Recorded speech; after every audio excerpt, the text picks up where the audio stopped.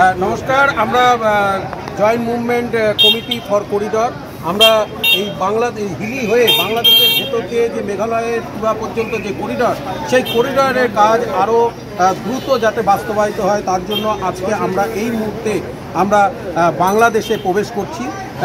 এই মুহূর্তে আমরা হিলি সীমান্তে রয়েছি, হিলি চেকপোস্টে রয়েছে। চেকপোস্ট থেকে আমাদের পুরো টিম, আমাদের যে করিডর কমিটির টিম, সেই টিম আমরা এখন হিলি চেকপোস্টে আমরা বাংলাদেশে পদার্পণ করব।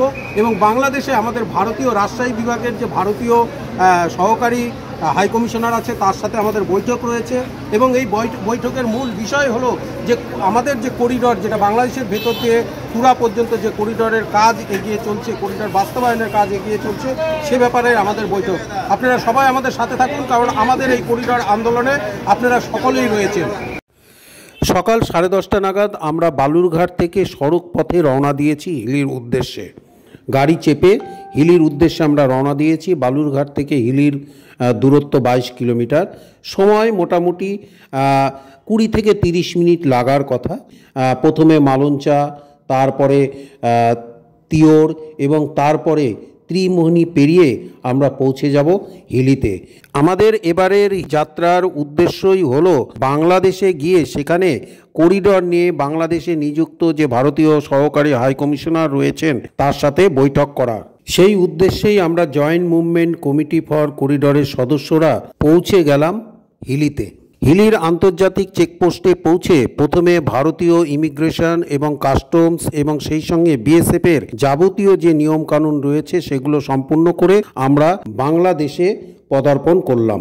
বাংলাদেশেও একইভাবে সে দেশের ইমিগ্রেশন এবং কাস্টমসের নিয়মকানুন সম্পন্ন করে তারপরে আমরা সরাসরি হিলি ডাকবাংলো যে রয়েছে, বাংলাদেশ হিলিতে যে ডাকবাংলো রয়েছে, সেইখানে আমরা পৌঁছে গেলাম। কিছুক্ষণের মধ্যেই রাজশাহী থেকে এসে পৌঁছলেন ভারতীয় সহকারী হাই কমিশনার মনোজ কুমার। তাকে বাংলাদেশের পৌরসভা এবং সেই সঙ্গে উপজেলা পরিষদের তরফ থেকে স্বাগত জানানো হয়। ডাকবাংলোতেই করিডর কমিটির তরফে ভারতীয় সহকারী হাই কমিশনার মনোজ কুমারকে বরণ করে নেওয়া হয়, প্রথমে উত্তরীয় পরিয়ে এবং তারপরে তার হাতে স্মারক হিসেবে ভারতের জাতীয় প্রতীক অশোক স্তম্ভ তুলে দেওয়া হয়। এরপরেই ভারতীয় হাই কমিশনারের সাথে শুরু হয় করিডর কমিটির বৈঠক এবং সেই বৈঠকে নথিপত্র সহ এমনকি ম্যাপ পয়েন্টিংয়ের মাধ্যমে তাকে বুঝিয়ে দেওয়া হয় এই করিডর সম্পর্কে।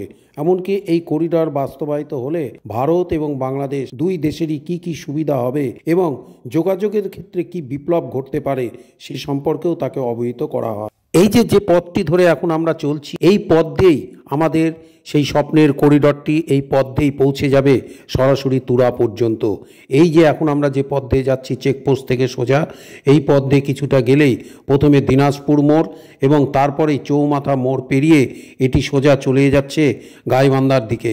এই গাইবান্ধা হয়ে গোবিন্দগঞ্জ গাইবান্ধা হয়েই এরপর এই করিডর বালাসীঘাট পেরিয়ে ব্রহ্মপুত্রের উপর দিয়ে একেবারে ওই পারে অবস্থিত মেঘালয়ের তুরায় পৌঁছে যাবে।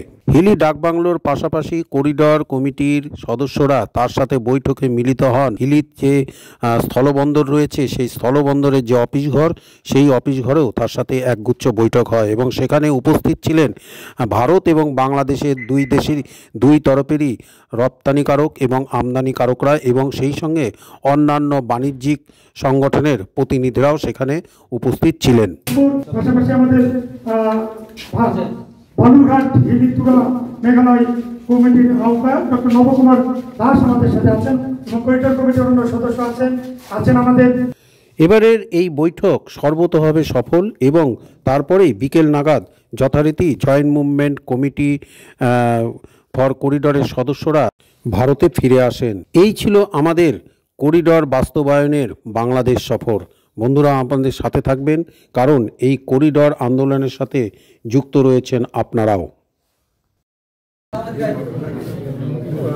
ওইটা নিয়ে আমি কথা বলবো। So I also expect that such kind of meetings should be more frequent, more regular, so that small issues between two sides are expected to be resolved from this.